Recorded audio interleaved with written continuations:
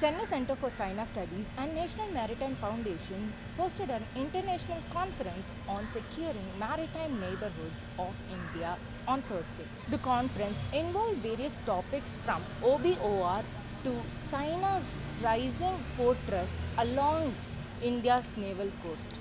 Let us ask some of the officials what they think about India's and China's maritime relationship.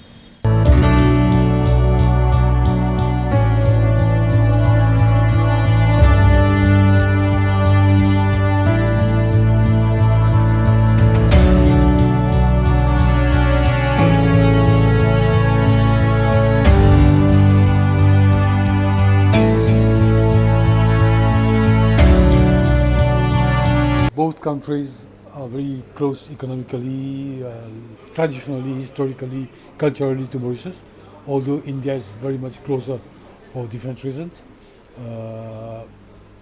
And therefore, Mauritius is put into a huge dilemma to choose sides. So far, the Mauritian government, the successive Mauritian governments, have been able to say that we don't have to choose sides. And they have done it very well, and I think that's the best attitude.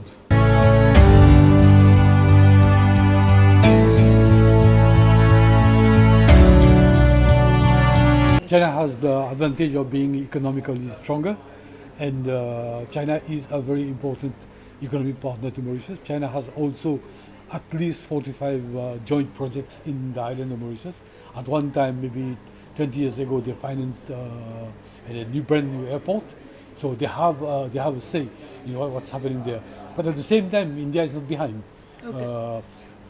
I said earlier that China built an airport, but now India is building a metro system. So there is some kind of balance happening there. In business also, we have very close links with India. We don't import only spices, rice, but we import a lot of textiles from India. So both of them, they are very good economic partners, and Mauritius so far has been trying to be neutral. And I think when you're a strong, very small country in front of these big powers, that's always the best policy to choose.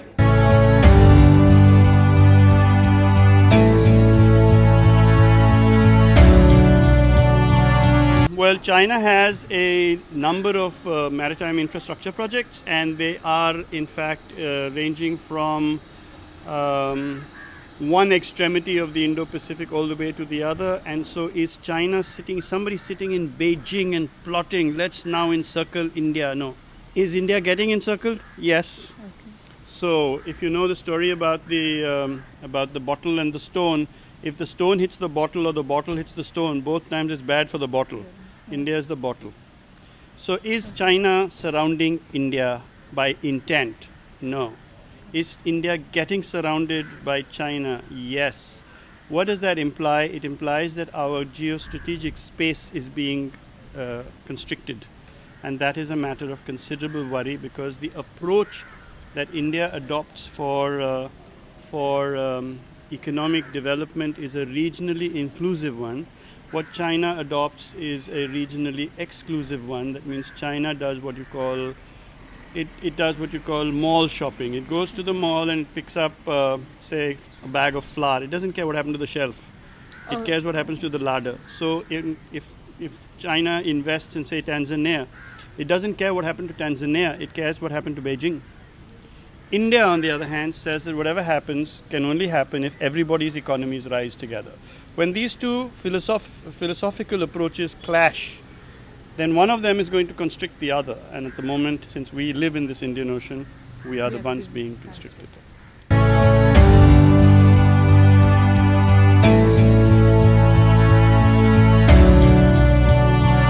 Okay, so the Belt and Road Initiative, or the OBOR project, was first and foremost violative of India's territorial sovereignty. And in the very first instance, we were neither spoken to nor consulted, nor chatted with.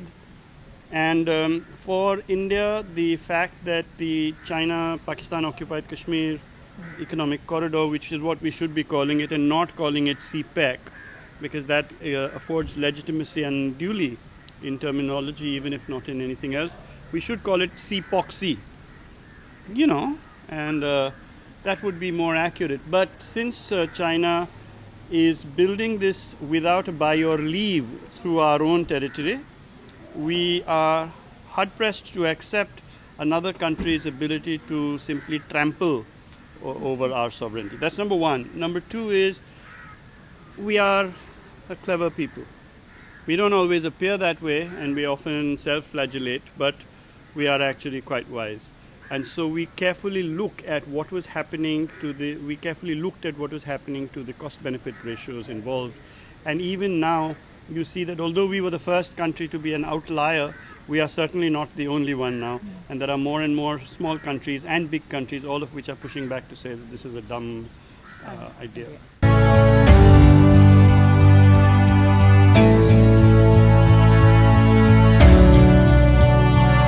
The problem is not really that the fact that you are building an artificial island. There, the problem lies in the ecological damage that you are doing in bringing up coral and disturbing the environments, the underwater environment, so as to do this. But building an island per se, it's not a big deal. However, converting an atoll into an island, which you then want to use to claim jurisdiction over maritime areas, that is a problem. And that is grossly violative of the United Nations conventions. That means the United Nations Convention on the Law of the Sea specifically says that an atoll or an atoll which dries, or a reef that dries only at low water and then gets submerged at high water, it hasn't got any associated sea area of jurisdiction. On the other hand, if you have a rock and it remains a rock which is not capable of human habitation, etc., then it has a territorial sea, but nothing more. Yeah. If you have an island, then it has a territorial sea, a contiguous zone, an exclusive economic zone. So China wants to make out of a reef which has no jurisdiction in terms of sea water into a full-fledged island, and then says that this is an island, now I want the jurisdiction. This is a problem. If this wasn't bad enough, now the Chinese, after the ruling of the International Court of Arbitration, although they have stopped their activity, they are now talking about the 4 shas, which are 4 sandbanks: northern, southern, eastern, western. And they're saying that the extent of these sandbanks is coincident, quite happily by sheer fortuitous circumstance, with the 9-dash line. Why aren't other nations saying something? Well, many of them are, but China is exercising mercantilism in the most naked form, saying that if you do this, then this is the repercussion. And so it is speaking to ASEAN, for example, on an individual level. And so it seeks to break ASEAN unity in establishing a mutually beneficial code of conduct of activities in the South China Sea. Finally, of course, people are speaking up. They're not speaking up as stridently as they should.